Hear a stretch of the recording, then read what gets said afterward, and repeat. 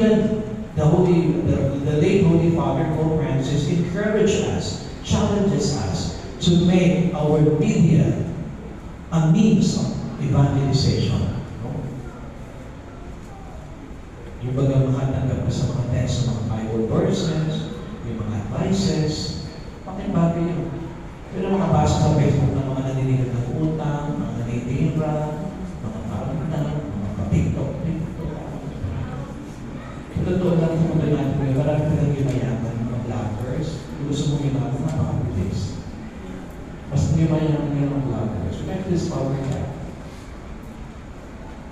Meron mga kapag na kilala, monthly, tumatakot 300,000 vlogging. Anyway, those are things that are very challenging on how to use the media, no, in a way that is designed by God. Really somehow promote, prevent, and protect life. Hindi yung makasira ng buhay, hindi yung makasira ng relasyon ng pamilya. But most especially, how to make the media be an important tool for us to evangelize and even to impart the message of Christ. In fact, even during the pandemic time, hindi ka wala talagang space ng simbahan because of opening of the online masses. Even now yung online confession. But now we're back to normal, although may mga changes. But still, we are being reminded on how for us to be an instrument of evangelization. Precisely, I repeat, we are all agents of evangelization, not only the priests or the religious, even you as lay, how much more the implementation of the synod.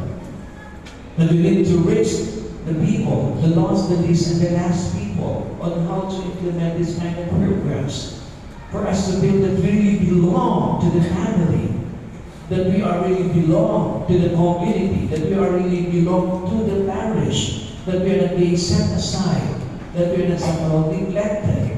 Feel the belongingness. You know, it's very important even in our learning every day. Yung maramdaman mo, ikaw ay kasama, kaysa katulong, kaibigan.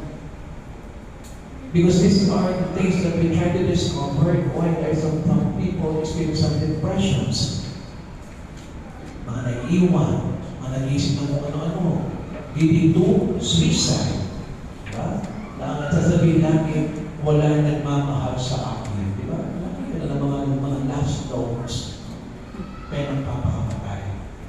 And it's very alarming.